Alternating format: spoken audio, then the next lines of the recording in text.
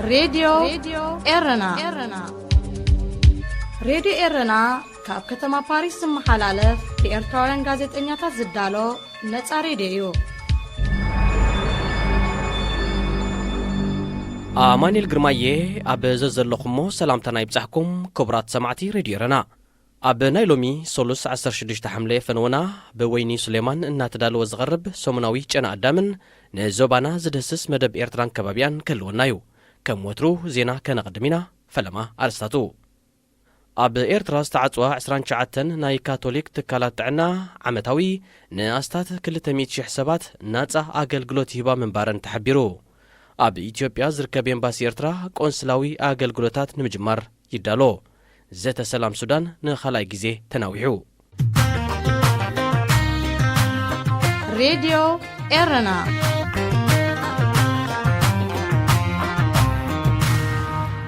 زينب زرزر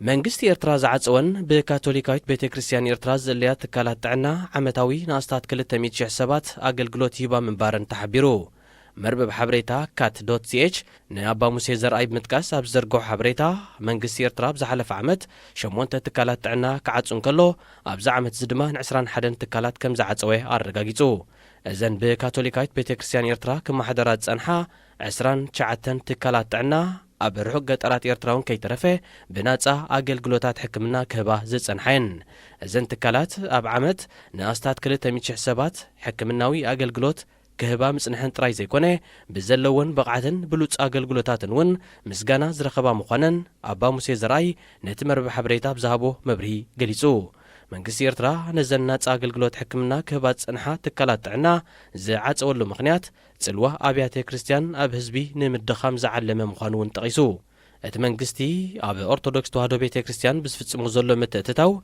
اتا بيت كريستيان أب كلتا تجميعا باتريارك زركبوم حيالو أبوتات فلسطي كهنات دياقوناتن ممهرانن بزي فردي أسيروم يركب زي أبزا بيت كريستيان تتغمو اللميلا أب كاثوليكايت بيت كريستيانون كتكملو يهندد مهلاو يوم زي تفلالي وقنات زردو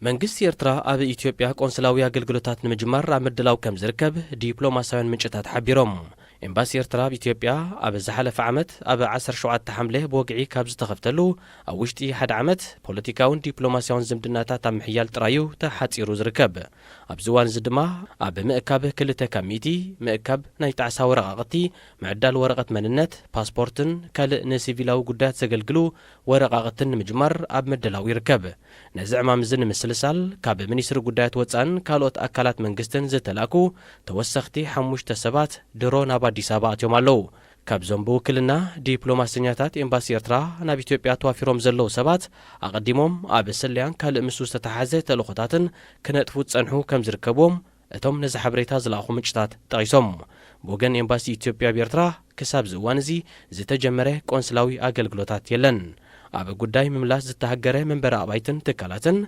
كمودما كالق سيفيلاوي أقلقلوتات نمركاب هزبي كلتين هجرات لعلن تحتن كبل جميرو كم زلوه يفلت ديموكراسياو منقسقاس سودانن سلطان تقوصاصير زلو وتهدراو ጉጅለን ከካይድ ወስተወጠነ ውዕል ሰላም ንኻላይ እዋን ከም ዝተናውሐ ምንጭታት ዜና ካብታ ሃገር ሓቢሮም እቲ ምንቅስቃስ ዝኾነ ውዕል ቅድሚ ምኽታሙ ዝሰፍሐ ምይጥ ከካይድ ከም ዝደሊ ኣፍሊጡ እቲ ንሰንበት 14 ሓምለ ተወጢኑ ዝነበረ ዘተ ሰላም ናብ ሎሚ 16 ሓምለ ከም ዝተሰጋገረ ዘረጋገጹ መራሕቲ ናይቲ ምንቅስቃስ ሓይልታት ጸጥታ ወተሃደራዊ ጉጅለ ኣብ ደቡባዊ ምብራቕ ካርቱም ኣብ ዝተኻየደ ሰላማዊ ሰልፊ ብውሕዱ ሓደ ሰብ ከም ዝቐተሉ 7 ድማ ከም ዘቕሰሉ ኣመልኪቶም እቲ ውዕል ሰላም ዝተናውሐሉ ምኽንያት ክልቲኦም ወገናት ወግዓዊ መግለፂ እኳ እንተዘይሃብሉ ኣብ መንጎኦም ዘይምትእማን ከም ዘሎ ዝእንፈት ምዃኑ ተንተንቲ የረዱ أقدمو نعسر تحد حملة كدالو زنبرو أمامه نايت وعل بسنكي تكنيكاو تساقمات حبرة أفريقان إثيوبيان بزي مغربو نابكال أوان كمستناو حيتا قليسو بإثيوبيان حبرة أفريقان أبستما أكل الزته كابوتا دراو قجلن نزت فلاليو بوليتيكاوين ودباتن سيفيكاوين محبراتن زحقفه ديموكراسياو من كسقاسن بمعره زي توكلو 10 أبالاتن حدد ما كلتيوم وغنات زتسما معلو زي شاراو زيغان زحقفه ما السقاقر منقستي كقوم نزب الأمامه بعربي حموشت حملة تختيميو زخبركم سمعتنا زينا بزي تفتسملو سعبو بويني سليمان إن تدالو زغرب مدب جنا أدم كلونايو حبيرنا نكتاتل ጨና አዳም አብራድ ኤረና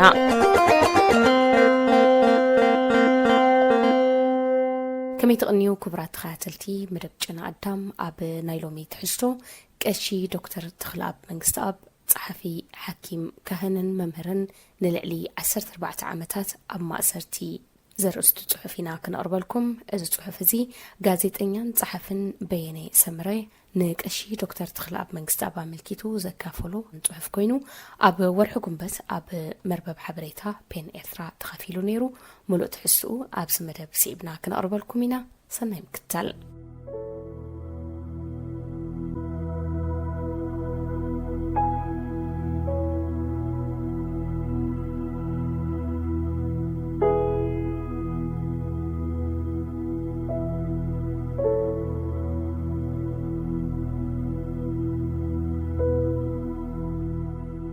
ቀሺ ዶክተር ተኽለአብ መንግስቲ አብ ጸሓፊ ሓኪም ካህንን መምህርን ንልዕሊ 14 ዓመታት ኣብ ማእሰርቲ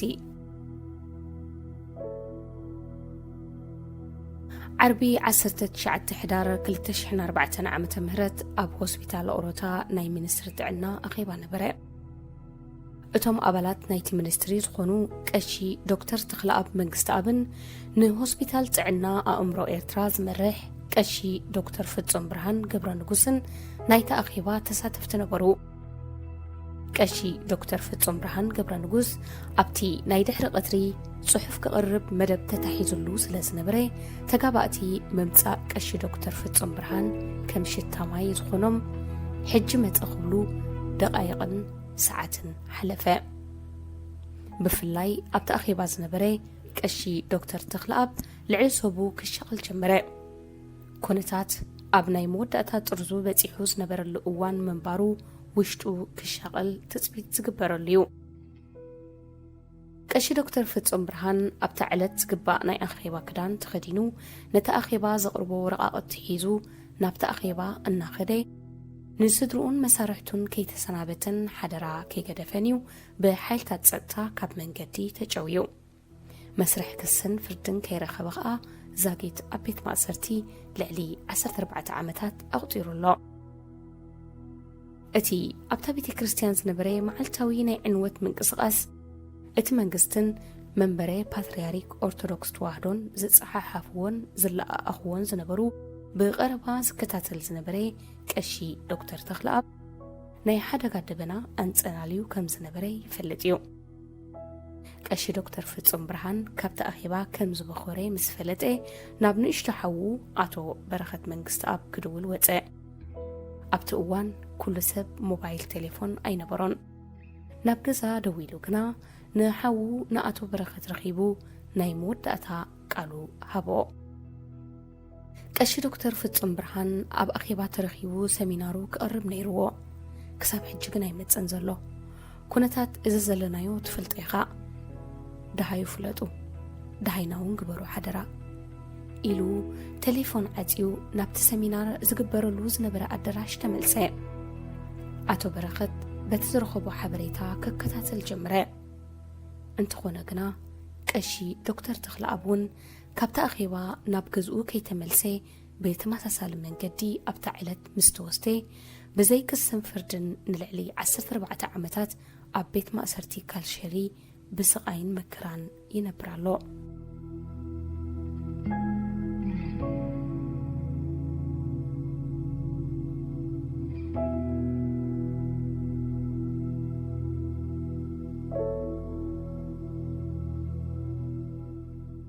ዶክተር ተኽለአብ ብዓቢኡ ከም ሓኪምን ኣገልጋሊ ቤተ ክርስቲያን ዝፍለጥ እኳ እንተኾነ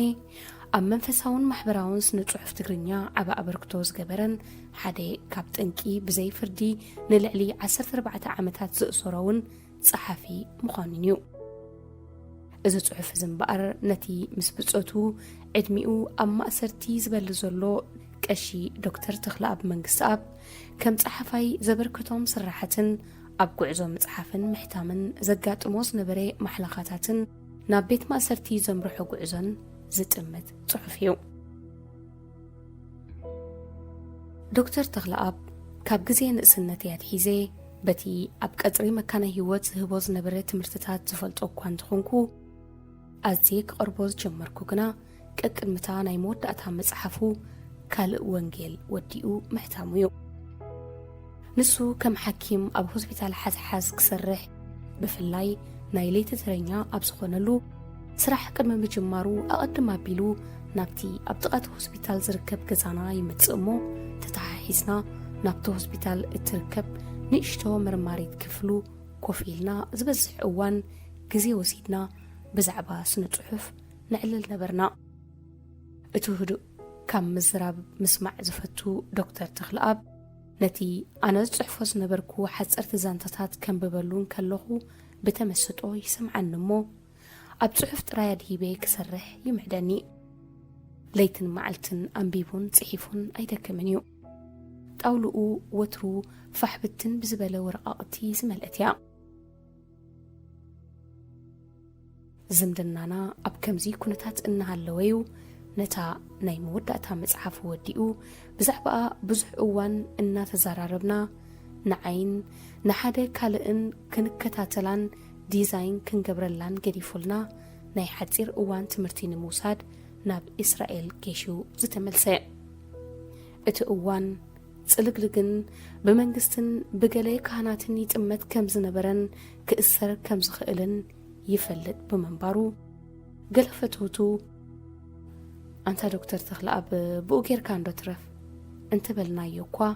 زرخبي يركبني ناب عدي دقا يملسيلو أقبيتو التملسي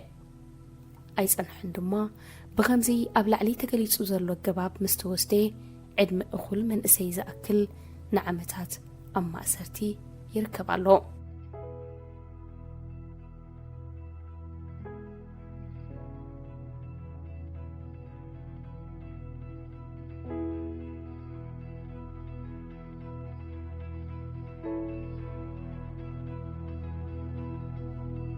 أرستاوي مصنعتي مصحف قدس وانجيل طعم زينا رأي كالو وانجيل زبلا مصحفتن 17 حتامات مصيهت انجيرا هيوتن تحتي منزوطا نايك أشي دكتور تهلأب منقست أب صحفات كوينن زبزحي أم مصيهت مكان هيوت زوطا زنبري بزح عنقصات زتصحفو صحفات بعلو زصحفهم يوم بزي كازي ناب حتمت زي بقعي 13 عبيتن ناشتون مصحفتي حصرتن مهارتن صحفات ممهري أدالي نيرو بزيكاتي زحزوم منفساويان محبراون ملأختات أقباب أدقاق مقالات سحبي أباها هلاتاتن نصحفات دكتور تخلقاب تنببتن تبهاكتن كابز قبروم رقحتات يوم إتا نايمود دأتان بدحرتا مصحف تحتيما ناب هزبي مزرقحا نما أسرتي سمرحلا مصحف كالو وانجيل كم أبنت وسيدنا كم صحفي نمنتاي علامات صحيفوا نغحتما زقاطمو حلخلاخات نرأي أب مودتا تسعتات أب إرترا استفلاليو منفساوي من قصقاسات زغننلو وقتي نيرو بزحت منسيات أبزي منفساوي من قصقاسات يتنبرو نيروم حدا كابت جنينو زنبري حدستي امنتات ريما نايس سبحلي منفساوي من قصقاسيو كاب أبياتي كريستيان أرثوذكس كاثوليكن وينجلاويتن منسيات نابتريما زبحل من قصقاس ببزحي زوحزلو أواني زنبري اتم ببزحي نابتحدش من قصقاس زخرو زنبرو كاب أرثوذكس توهدو بيتي كريستيان زنبرو منسيات نبرو اتم نمهرو مصحف قدوس كاب نقسنتهم مصنيعهم ملو عدميኦም ዝተማሃሩን ዝመሃሩሉን በዓል ቀሺ ዶክተር ተኽለኣብን ብጾቱን ነዚ ንመንእሰያት ካብቲ ስሩት እምነት እናባሕጉገ ዝወስድ ከም መንሽሮ ዝልሕም ዝነበረ ትምህርቲ ምዕጋት ብዝብል ብዘይካ ዝህብዎ ዝነበሩ ምህሮ ቀሺ ዶክተር ተኽለኣብ 420 ገጽ ዘለዋ ካልእ ወንጌል ዘርእስታ መጽሓፍ ኣብ 2002 ዓመተ ምህረት ኣዳለወ أبت أوانجن مصحف محتام تخلكيلو سلازنبري منستر زينا فقد كيهابو زخونة يكون صحف أي حتى من نبري منفساوي صحفات نغتحتم فقد انت تحاتيتو نمكو تصار هايمانوتاو تقالات زقومي محاور كاب هايمانوتاوي قدايات مسنيتا دبدابي حتو نبرو كابت بيت صحفت هايمانوتاوي قدايات مسنيتا نمركبون كاب بيت صحفت منبري باترياريك نايدقف دبدابي كتركب علىكا እምበኣር ዝኾነ ይኹን መንፈሳዊ መጽሓፍ ንኽሕተመልካስ 3-4 ናይ ሳንሱር ሓጹር ተሰጊሩ እዩ ዝትግበር ኣብ ሓንቲ ካብተን ሓጹራት ናይ ምትራፍ ተኽእሎታት ድማ ዛዕበየ ኣጋጣምሎ መራሕቲ ማሕበር መካነ ህይወት ግና ኣድላይነትን ህጹጽነትን እቲ ትምህርታዊ መጽሓፍ ስለ እትረድኦም ነታ መጽሓፍ ክሕትምዋ ላዕልን ታሕትን መባል ጀመሩ ነታ ለይትን መዓልትን ዝተኸመላ ዓባይ መጽሓፍ ናይ ቀሺ ዶክተር ተኽለኣብ ንኽትሕተም ንኣቡነ አንጦኒዮስ ሕቶ ቀረበሎም ብድሕሪዚ ኣቡነ አንጦኒዮስ ጉባኤ ሊቃውንቲ ይመርምርዎ እሞ ምትሕብባር ይገበረሎም ኢሎም ወሰኑ ብዝቐልጠፈ ድማ ኣብቲ እዋን ጉባኤ ሊቃውንቲ ብዝነበሩ ነቲ ናይ ምምርማር ስራሕ ተተሓሓዝዎ እቶም ናይ መንበረ ፓትርያርክ ጉባኤ ሊቃውንቲ ናይ ፈለማ ክፍሊ ሳንሱር ብምዃኖም ንቀሺ ዶክተር ተኽለኣብ ሓደ ሕቶታት ክዘንበሉ ጀመረ ቀሺ ዶክተር ተኽለኣብ ክምልሶ ዝተሓተቶ ብምሉኡ ገለጸሎም እቲ ዝሃቦም መግለጺ ኣዕጋቢ ስለ ዝነበረ ኩሎም ተቐቢሎም እዮም ነቲ በቶም ሊቃውንቲ ዝቐረበሉ ናይ ቃላት እርማት ዝነበረ ግን ካብ እዚኣስ እዚኣ እንተበልካያ ይሓይሽ ዝበልዎ ኩሉ ከም ዘለዎ ነታ ሓሳባቶም ተቐቢልዎ ሎሚ መዓልቲ ኣሪመ ወዲኤ ድሕሪ ጽባሕ ኣብዚኣ ከምጻልኩም ኢሉ ተፋኒዎም እታ መጽሓፍ ናብ ቤት ጽሕፈት ኣቶ ይፍታዬ ምስ ኣተወት ኣቶ ይፍታዬ ዴሜጥሮስ ወኪል መንግስቲ ኤርትራ ኣብ መንበረ ፓትርያርክን ኣማሓዳርን እታ ቤተ ክርስቲያን ዝነበረ እዩ ኣቶ ይፍታዬ ንጸሓፊ መሪጌታ ይትባረኽ እዛ መጽሓፍ ናብ ቤት ማሕተም ክትከይድ ደብዳቤ ጽሓፍ ብምባል ኣዘዞ መሪጌታ ኸኣ ከምታ ትእዛዝ ተኣዘዛ ንኣኣ ዝምልከት ምሉእ ደብዳቤ ጽሓፈ ማዕሪኡ ግን ጸገም ዝፈጥር ወሬ ክናፈስ ጀሚሩ ነበረ መን ከም ዘውረዮ ዘይተፈልጠ ቀሺ ዶክተር ተኽለኣብ ጉባኤ ሊቃውንቲ ኣርሞ ዝበልዎ ከይኣረመ ነታ መጽሓፍ ከምታ ዝነበረታ ይሕትማሎ ዝብል ወሬ ካብ መንበረ ፓትርያርክ ሓሊፉ ናብ ሃይማኖታዊ ጉዳያት በጽሐ ሃይማኖታዊ ጉዳያት ብወገኖም ነቲ ስራሕ ክዕንቅፍዎ ይደልዩ ስለ ዝነበሩ ሓደ ሰበብ ብምርካቦም ሕጉሳት ነበሩ ኣቶ ይፍታዬ ነታ ደብዳቤ ምስ ሰደዳ ሃይማኖታዊ ጉዳያት ንኣቶ ይፍታዬ ሓደ ንሕና ንኣኻ ኢና ንፈልጥ ንምንታይ ብመርጌታ ይትባረኽ ጌርካ ተጽሕፎ ካልኣይ ድማ ጉባኤ ሊቃውንቲ ተኣረም ዝበልዎ ኣይተኣረመን ኢሎም ብላዕሊ ምስ ኣጉባዕብዕሉ ኣቶ ይፍታዬ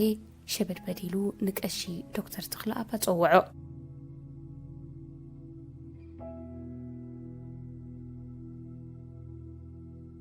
እቲ ብጉባኤ ሊቃውንቲ ኣርሞ ዝተባሃልካዮሲ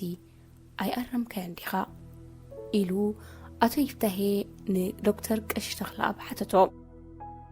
በቲ ዝተባሃልክዎ መሰረት ከም ዝግባእ ኣሪመ እየ ብምባል ቀሺ ዶክተር ተኽለኣብ ብምትእምማን መለሰ እታ ክእርመላ ዝተዋህበትንን እታ ዝኣረም ኩላን እውን ንቤት ጽሕፈት ኣረኪበ እየ ሕጅተን ኣብታ መጽሓፍ ይተኣረማ እትባህላ ዘይተኣረማ እንተልን ብሓባር ኮይንና ክንርአን ንኽእል ኢና ብምባል ደጊሙ ብምትእምማን ተዛረበ እቲ ቀንዲ ዕላማ ግን እታ መጽሓፍ ከይትሕተም ንምዕንቃፍ ስለ ዝነበረ ያ ጉባኤ ሊቃውንቲ ተኣኪቦም ነቲ መጽሓፍ ከም ብሓድሽ ይመርምርዋ ዝብል ትእዛዝ ተዋህበ በዚ ድማ እታ መጽሓፍ ከም ብሓድሽ ክትምርመር ዳግም ናብቶም ጉባኤ ሊቃውንቲ ተመልሰት እቲ ጉባኤ ዳግም ክምርምረሉ ኣብ ዝጀመረሉ እዋን ቀሺ ዶክተር ተኽለኣብ ተጸውዐ እሞ እንደገና እቲ ምልክት ጌርኩምሉ ዝነበርኩም ክንሓልፎ ኢና ኢሉ ቀሺ ዶክተር ተኽለኣብ ዘረባ ይጅምር ድሕሪ ክንደይ ምምልላስ ጉባኤ ሊቃውንቲ ስራሖም ወዲኦም ተሰማሚዖም ቃለ ጉባኤኦም ምጽሓፉ ፈሪሞም ብደብዳቤ ተሰንያ ናብ ሃይማኖታዊ ጉዳያት ከም ትኸይድ ተገብረ እታ ተኣሪማ ዝተባህለት መጽሓፍ ካብ ሃይማኖታዊ ጉዳያት ብድሕሪኡ ድማ ናብ ሚኒስትሪ ዜና ተላእከት ድሕሪ ቁሩብ እዋን ሚኒስትሪ ዜና ናብ መንበረ ፓትርያርክ ደወሉ መሪጌታ ይትባረኽ ድማ ተቐበሎም ናበናይ ቤት ማሕተም ኢኹም ክትጽሓፈልኩም ትደልዩ ኢሎም ሚኒስትሪ ዜና ሓተቱ ሚኒስትሪ ዜና ሳንሱር ገይሩ ዘሕለፎ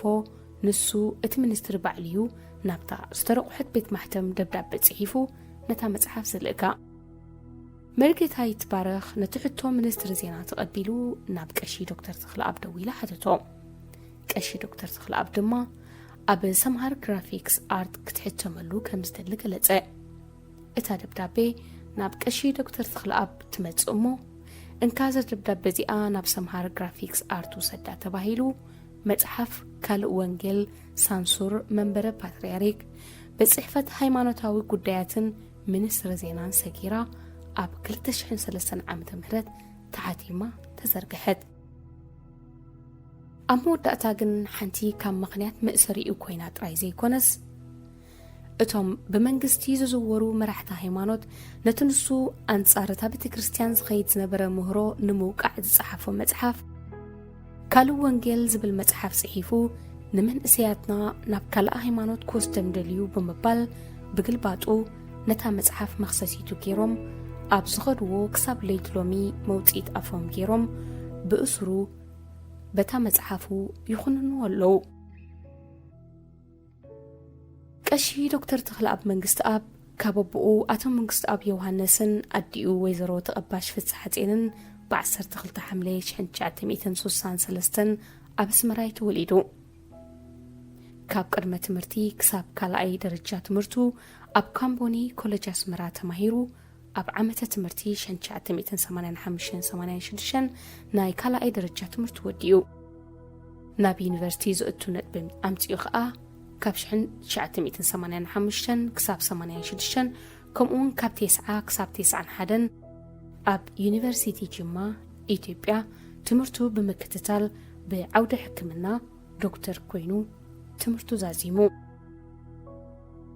ትምህርቱ ምስ ወደአ 7 ዓመት ኣብ መንደፍራ 4 ዓመት ኣብ ዓዲ ኋላ 4 ወርሕ ኣብ ናቕፋ 2 ዓመትን 5 ወርሕን ኣብ ሆስፒታል ሓዝሓዝ ኣስመራ ሓኪም ኮይኑ ኣብ ትሕቲ ሚኒስትሪ ጥዕና ከም ክኢላ ሕማም ሽኮርያ ኮይኑ ናይ ህዝቡ ጥዕና ኣብ ምሕላው ኣገልጊሉ ኣብቲ መንፈሳዊ ጉዕዞ ህይወት ድማ ካብ መስከረም 1979 ኣትሒዙ ብስብከትን ምህሮን መንፈሳዊ ጽሑፋት ብምጽሓፍን ዘገልገለ ኮይኑ ኣብ 1982 ማዕረግ ዲቆና ብ12 ሓምለ 2000 ዓመተ ምህረት ድማ ካብ ኢድ ብፁዕ ኣቡነ አንጦንዮስ ማዕረገ ክህንነት ተቐቢሉ ክሳዕታ ናብ ቤት ማእሰርቲ ዝኣተወላ 19 ሕዳር 2004 ድማ ንህዝቡ መጻሕፍቲ ብምጽሓፍ መንፈሳዊ ትምህርቲ ብምምሃርን ሓኪም ኮይኑን ኣገልጊሉ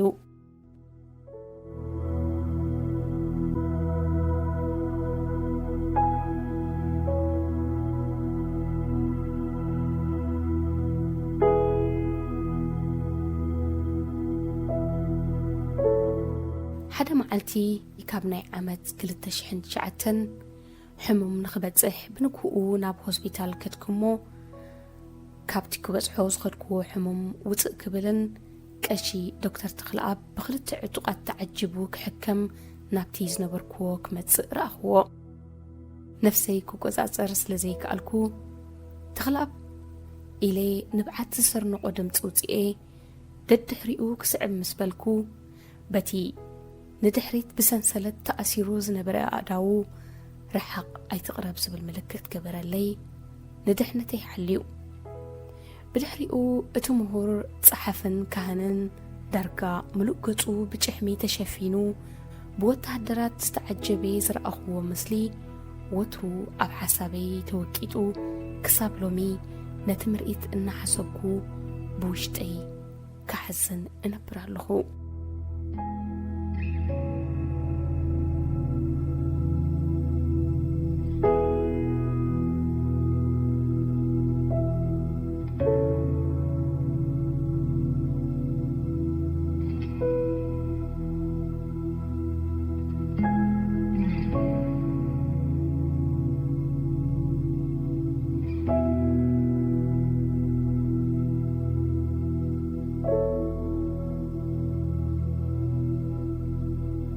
صحفن ጋዜጠኛን በየነ ሰመረ إرنا هنا إذاعة إرنا الدولية كبرات خاتلتنا زي بزحت حستو نايزي كتكاتاتلو تصنحنا صحف كابتا أبز قربا أوان ببينة سمرن كأشي تسفى ألم براخن تصحيفا تحاتيمان تزرقي حنزلا باترياريك أبونا أنطونيوس قالسي نهايمونتاوي ناتسنت أرثوذكساوي بيت كريستيان اتبل مصحف كم اتوستي زقلت كوينو نزرزر تاريخ أبونا أنطونيوس كأشي دكتور تخلاب كأشي دكتور فتصومن كالوتن نتا مصحف موكاس كأل كبرات خاتلتنا نايلو متحستو زتكتاتلو تصنحكم ينيرو أبز متصومن بخال أرستي دقيمنا كنراخبينا سنايقنا راديو إرنا راديو إرنا كاب كتما باريس محلالف بإرتوالن غازيتنياتا زدالو نتا راديو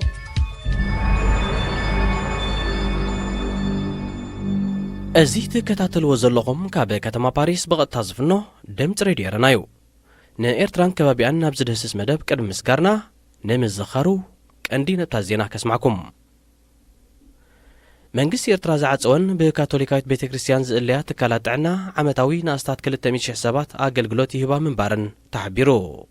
መንግስቲ ኤርትራ ብኢትዮጵያ ቆንስላዊ ኣገልግሎታት ንምጅማር ኣብ ምድላው ከም ዝርከብ ዲፕሎማስያውያን ምንጭታት ገሊፆም ዲሞክራሲያዊ ምንቅስቓስ ሱዳንን ስልጣን ተቆጻጺሩ ዘሎ ወታደራዊ ጉጅለን ከካይድዎ ዝተወጠነ ውዕል ሰላም ንኻልኣይ እዋን ተናዊሑ እዚ ድምፂ ሬድዮ ኤረና እዩ ኤርትራን ከባቢኣን ኣብ ማዕከናት ዜና ዓለም ሰላም ዝኸበርኩም ተኸታተልቲ መደብ ኤርትራን ከባቢኣን ከመይ ተቐንዩ ኣብዚ ሓለፈ ሰሙን ኣብ ጀኔቫ ስዊዘርላንድ ኣኼብኡ ከካይድ ዝቐነ ቤት ምክሪ ባይቶ ሰብኣዊ መሰላት ሕቡራት ሃገራት ነታ ንሺላ ኪታሩስ ተኪኣ ንጉዳይ ገሰት ሰብኣዊ መሰላት ኣብ ኤርትራ እትከታተል ዘላ ፍሊት ልእኽቲ ትውድብ ዳንኤላ ክራቨዝ ናይ ስራሕ ዕማማ ብሓደ ዓመት ኣናዊሕዎ መጋባእያ ሰብኣዊ መሰላት ሕቡራት ሃገራት ኣብ ነፍሲ ወከፍ ወርሒ ሰነ ኣኼብኡ ዘካይድ ኣባል ሃገራት ሕቡራት ሃገራት ብወከልተን ዝሳተፋሉ ሰብናን ህዝብናን ተወፂዑ ዝብሉ ተጣበቕቲ ሰብኣዊ መሰላትን ዜጋታትን ምእንቲ ፍትሒ ህዛብ ዓለም ዝሕለቑ ኣህጉራዊ ትካላትን ከምኡውን ውልቀ ሰባት ግዳያትን ምስክርነቶም ዝህብሉ ፍትሒ ንምርካብ ኣቤት ዝበሃለሉ መጋባእያ እዩ ዝኸበርኩም ተኸታተልቲ መደብ ኤርትራን ከባቢኣን እምበኣር ናይሎም መደብና ኣብዚ ጉዳይ እዚ ከተኩር እዩ ምክትታልኩም ንዕድም هذه إذاعة إرنا هنا إذاعة إرنا الدولية ኤርትራ ብገሰት ሰብኣዊ መሰላት ዜጋታታ ኣብ ዝባይቶ እዚ ንዓመታት ክትውቀስን ክትክሰስን ፀኒሓያ እቲ ኣብ ኤርትራ ዝፍፀም ገሰት እናኸፍአን እናባእሰን ምስ መፀ ኸኣ እቲ ባይቶ ንኹነታት ሰብኣዊ መሰላት ዜጋታት ኤርትራ ብቐረባ ፅኒዓ ፀብጻብ እተቐርብ ፍሊት ልእኽቲ መዚዙ እንተኾነ መንግስቲ ኤርትራ ነታ ልእኽቲ ኣብ ኤርትራ ኣትያ መጽናዕታ ንኸይተካይድ ስለ ዝኸልከላ ኣብ ጎረባብቲ ሃገራት ኣብ ኢትዮጵያን ጅቡትን ኤውሮጳን ንዝርከቡ ኤርትራውያን ስደተኛታት ብምዝራብ ዓመታዊ ነታ ሓላፍነት ዘሰከማ ባይቶ ፀብጻባ ተቐርብ ነይራ መንግስቲ ኤርትራውን ብወከልቱ ኣቢሉ ንኹሉቲ ዝውቀሰሉ ገሰት ኣይወዓልክዎን ሓሶትዩ ዕቤትናን ምዕባልናን ዘይምነዩ ዝኣለሞዩ እናበለ ክምልስ ጸኒሖ ይኹን እምበር ብዙሓት ግዳያት ብኣካል ተረኺቦም ኣብ ልዕሊኦምን ልዕሊ ስድራ ቤቶምን ዝወረደ ግፍዕን በደልን ምስክርነት ስለ ዝሃብሉ መንግስቲ ኤርትራ ዋላ ትንፈር እምበር ጤልያ እኳ እንተበለ እቲ ግፍዒ ደረት ስለ ዝሓለፎ እቲ ባይቶ ኣብ 2016 ብምሉእ ድምፂ ንገሰት ሰብኣዊ መሰላት ኣብ ኤርትራ ዘጽንዕ ፍሉይ ኮሚሽን ኣቒሞ እቲ ብሰለስተ ገዳይም ሰብ ሞያ ሕግን ተደጋግፍቶምን ዝቖመ ኮሚሽን ን2 ዓመት መጽናዕቲ ብምክያድ ኣብ ኤርትራ ገበና አንጻር ሰብኣውነት ምፍጻሙ ብዘይወላውል መንገዲ ምስክርነት ኣቕሪቦ እቲ ጉዳይ ብባይቶ ፀጥታ ሕቡራት ሃገራት ክረአ ኸኣ እቲ ፋይል ናብ ቤት ጽሕፈት ባይቶ ፀጥታ ኒውዮርክ ተመሓላሊፉ ዓመ ከምዚ እዋን ኩሉ ሰብ ዘይተጸበዮ መንገድን ቅልጣፈን ወጥሪ 20 ዓመት ተሰይሩ ኣብ መንጎ ኤርትራን ኢትዮጵያን ውዕል ሰላም ምስተኸተመ እቲ መንግስቲ ኤርትራ መሬትና ተወሪሩ እንከሎ ተጸባእትና እናሓንሓኑልና ኣብ ከበባ ጸላእትና እናሃለና እንታይ ግበሩ ትብሉና ክብሎ ዝጸንሐ ነገር ስለ ዝፍታሕ ደጊም ኩሉ ነገር ናብ ንቡር ክምለስ እዩ ዝብል ተስፋ መጺኡ ልክዕ ኣብዚ ታሪኻዊ እዋን ዕርቀ ሰላም ኤርትራ ኣባል ባይቶ ሰብኣዊ መሰላት ክትከውን ጠለብ ምስ ኣቕረበትን ምስ ተሓርየትን ዝተፈላለየ ርእሶታት ሒዙ ገሊኦም እዛ ብገሰት ሰብኣዊ መሰላት እትኽሰስ ሃገር كمي أبلا حنت خاب قومت أولات تبايتو اتخون كبلون كلو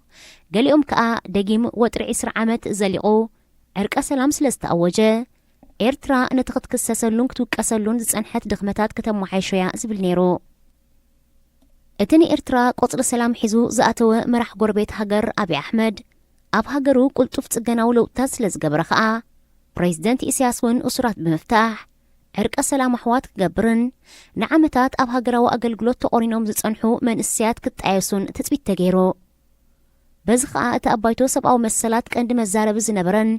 نجهزت سبقاو مسلات زقاددن هواهو أي سلاماي كوينات لزبقعه قدب هاجرو أقلقلوت نابنو ورك ملس اتي مسبارنت زمساسل مزمزا الناس أقول بتكبقع بوليتيكاون تأتاون كنتات إرترا كمحايش كل عينت مسارتاو سبقاو مسلات مسلام لخون امنتن حسب كمقلاتن متحفن مئكابن مودابن منك اسقاسن مقاشن مسل بحتونان كبرتن كخبر يزبل تثبيت معبيلو دحرتي عرق سلام اتبدفيت ويانن حبرة أفريقان أب كل تشحن تشعاتن أب لعلي إرتراس تسجدد اقدا مستلعله علم ناب إرترا قطع مسملست اتين عمتات بقرلو فتحي تبديله قبل تسنحة منقستي إرترا بترحق سعيرا خصاب مبال ازبتسح علم ناب إرترا قطع مسملست دوبات سلقي تسعيرو أعزاب كلتين هجرات بفقري مستحقاقفن مسرتاوي من لوات نقدي مستجمرن نقرات النحدرو كم محايشو تغل سلام النحدرات كتتعيو تتسأبي هزبي قن أي كم تثبيتون كل نقر تريرون كريرون بومت أنكا قسس سبقاو مسلات سعريرو أبتي إرترا أبال بايتو سبقاو مسلات ودو حبرات هجرات كوينا استمرت الأوان كم هيوان رايتس ووتش أمنستي انترناشنال زركبوم حيالو أهجراوين تتأبقت سبقاو مسلات كم إرتراز مسلا بقسس سبقاو مسلات زلليا هجرات أبايتو سبقاو مسلات كتنبرا أي قبقان بمبال تقاومو أسمعهم نيروم يخون مبرر اتوم عرق سلام إتي إرترا أمم محياش سبقاو مسلات عبلو تقمت تسفاء زنبروم وقنات ني إرتران بقسس سبقاو مسلات زنك أفاء مسلتان كاب مقلالن نابايتو سبقاو مسلات أمبيركا محقوفن زيادة يربح سلازبلو اتي أب كتما جانيبا زتقاب أوعلا إرترا نقتركبن 18 هجرات نسلست عمز تسأنح وانبر هيبوان بزد ما إرترا أبال بايتو سبقاو مسلات كوينا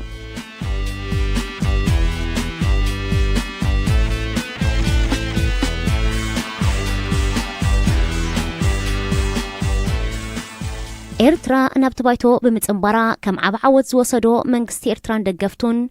كتتأبقنا زتنحت علم بتنعتنا تسعيرا بمبال أفلبهم هرموم علم جن زحتتلو أخبرو سبقاو مسلات كم محيشويات أنبيراتهم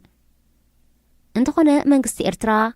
أب كندي كم تتسبيت تقبرلو مسل زيقاتات زمحيش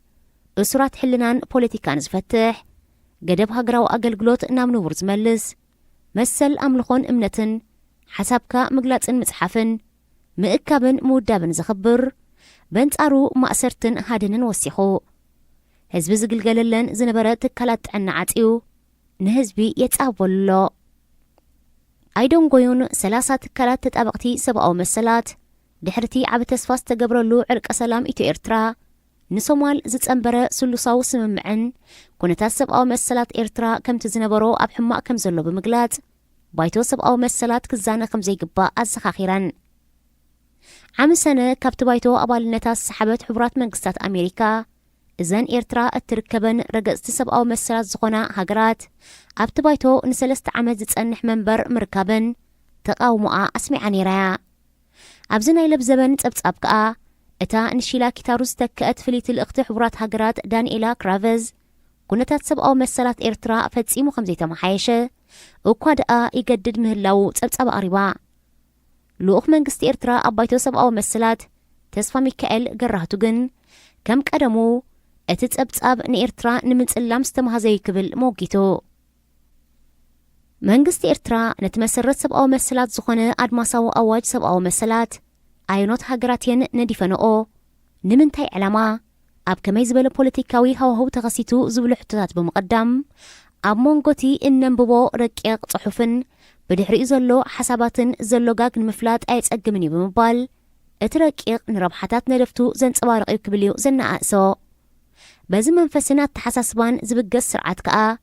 ነቲ ዓለም ዝተሰማማዓትሉን እትሰርሓሉን መትከላት ክቕበሎን ከተግብሮን ትጽቢት ክትገብረሉ ኣሸጋሪዮ ባይቶ ሰብኣዊ መሰላት ዳርጋብ ነፍሲ ወከፍ ዓመት መንግስቲ ኤርትራ ነታ ሰብኣዊ መሰላት ኣብ ኤርትራ ከተጽንዕ ዝተመዘዘት ፍሊት ልእኽቲ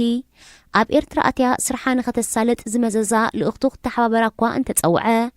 መንግስቲ ኤርትራ ግን ፈቓደኛ ከም ዘይኮነ ኣፍሊጥዩ እታ ኣብ ስደት ካብ ዝነብሩ ኤርትራውያን ግዳያት ሰፊሕ መጽናዕቲ ዘካየደት ፍሊት መርማሪት ጉዳያት ሰብኣዊ መሰላት ኤርትራ ዳርጋ ኣብ ነፍሲ ወከፍ ዓመታት ኣብ እተቕርቦ ዝነበረት ጸብጻብ ሰበስልጣን ኤርትራ ገበናት አንጻር ሰብኣውነት ከም ዝፈጸሙን ይፍጽሙ ከም ዘለውን ብኢደወነን ዝግበር ማእሰርትን ቀይድን ኣብ ፍቆዶ ኣብያተ ማእሰርቲ ዘሎ መጠኑ ዝሓለፎ ብዝሒ እሱራትን ጸቕጥን ከም ዘሎ ብምጥቃስ ብዙሓት ሰባት ኣብ ማእሰርቲ ከም ዝሞቱ ክትገልጽ ጸኒሓያ ብተወሳኺ ኣብ ኤርትራ ገደብ ኣልቦ ግዱድ ዕስክርና ምኽንያት ዘይቋርጽ ፍልሰት መንእስያት ኤርትራ ኮይኑ ምህላው ሓፒራ ነይራ እንተኾነ መንግስቲ ኤርትራ ምኽንያት ፍልሰት መንእስያት ኤርትራን ኣሜሪካን ሃገራት ምዕራብን ምዃነን ብምጥቃስ ነቲ ሓደ እዋን ወኪል ሕቡራት መንግስታት ኣሜሪካ ኣብ ባይቶ ጸጥታ ነበር ኣምባሳደር ሱዛን ራይስ ውሳኔ እገዳ 1997 ድሕሪ ምሕላፉ እቲ ውሳኔ ብተበግሶ ሕብረት ኣፍሪቃ ከም ዝሓለፈን እቲ ውሳኔ ከዓ ኤርትራ ባይቶ ጸጥታ ብዝጠልቦ መንገዲ ንኽሰርሕ ንምዝኻራ ምዃኑ ብምጥቃስ ባይቶ ጸጥታ ህውኽን ተጻባእን ስጉምቲ ከም ዘይወሰደን እቲ ውሳኔ ከዓ ኣብ ዞባ ቀርኒ ኣፍሪቃ ሰላምን ርግኣትን ንምስፋን እምበር ብሕነን ቅርሕንትን ከም ዘይተወስደ በንጻሩ ሕብራት መንግስታት ኣሜሪካ ምስትን ናጽነቱን ህንጸት ሃገሩን ነዊሕ ዝተቓለሰ ህዝቢ ኤርትራያ ደው ትብል ንዝበለቶ መግለጺ ብምቅዋም ጠንቂ ኩሉ ሽግርና ኣሜሪካ ይኽብል ብተደጋጋሚ ክነቅፍ ጸኒሕዮ ይኹን እምበር ኣብዚ ሕጂ እዋን ምስ መንግስቲ ኣሜሪካ ምምሕዳር ትራምፕ ድሓን ዲፕሎማስያዊ ዝምድና ምምስራቱ ዝግለጸሉ ዘሎ እዋን ኤርትራ ኣብ ቤታን ዞባኣን ሃናጽን ሓላፍነታውን ተራ ንኽትጻወት ብተደጋጋሚ መጸዋዕታን ምኽርን ዝቐርበላ ዘሎ እዋን እዩ ገሰት ሰብኣዊ መሰላት ዜጋታታ መመሊሳ ተብእሶ ዘላ ኤርትራ ኣባል ባይቶ ሰብኣዊ መሰላት ኮይና ምስ ተመርጸት ከም ዓብ ዓወት ዝረኣዮ መንግስቲ ኤርትራን ደገፍቱን ድሕሪ ደጊም ኤርትራ ኣብቲ ባይቶ መንበር ስለ ዝህልዋ እቲ ብኣባል ሃገራት ብዛዕባ ገሰት ሰብኣዊ መሰላት ዝቐርበላ ክሲ ብቐረባ ክትገጥሙን ክትብድሆን ስለ ዝኾነት ድሕሪ ደጊም ብስም ገሰት ሰብኣዊ መሰላት ዝግበር ጸቕጢ ኣይክህሉን እዩ ኢሎም ነይሮም እንተኾነ እቲ ንኤርትራ ብእትፍጽሞ ገሰት ሰብኣዊ መሰላት ኣብ ክንዲ ምንጻላን ምጭንናቓን ኣቕሪብካን ሓቒፍካን ናብ መስመር ምእታዊ ሓይሽ ዝበለ ባይቶ ሰብኣዊ መሰላት ሕቡራት ሃገራት ኣብዚ ናይ ለብዘበን ጸብጻብ ፍሊት ልእኽቱ ኤርትራ ኣብ ጉዳይ ሰብኣዊ መሰላት ምምሕያሽ ከም ዘይረኣየትን ኤርትራውያን ካብ ዕርቀ ሰላም ኢቲ ኤርትራ ምንም ረብሓ ከም ዘይረኸቡን ንኩነታት ሰብኣዊ መሰላት ዘመሓይሽ ዝኾነ ይኹን ምልክት ከም ዘየሎን በንጻሩ ኣሽሓት ሰባት ሃገሮም ገዲፎም ይስደዱ ምህላዎምን ብምግላጽ ናብ መበል 41 ጉባኤ ቤት ምኽሪ ባይቶ ጸብጻብ ኣቕሪባ እቲ ድሕሪ ሕጂ ብጉዳይ ሰብኣዊ መሰላት ንኤርትራ ምጭንና ኣይከኣልን እዩ ዝበለ ልኡኽ መንግስቲ ኤርትራ ግን እቲ ኣብ ኤርትራ ዘሎ ክውንነት ኣብ ባይቶ መጋባእያ ቀሪቡ ክምጎተሉ ስለ ዘይሓገዞ ከም ቀደሙ ትንፈር እምበር ናይዚ ዓይነቱ ሞጎተኣት እዩ ኤርትራ ኣብ ዝሓለፈ 8 ዓመታት መሰረት ናይ ዘይብሉ ቅልውላው ሰብኣዊ መሰላት ኮይና ጸኒሓላ ብምባል ቀንዲ ዕላማ እታ ባይቶ ሰብኣዊ መሰላት ዝመዘዛ ፍሊት ልእኽቲ ንኤርትራ ኣጸሊምካን ነጺልካን ሰላምን ጸጥታን ዞባኣ ንምዝራግ ይክብል ነቲ ብኣባልነት ዝዋስኣሉ ምትእኽኻብ ወቒሱ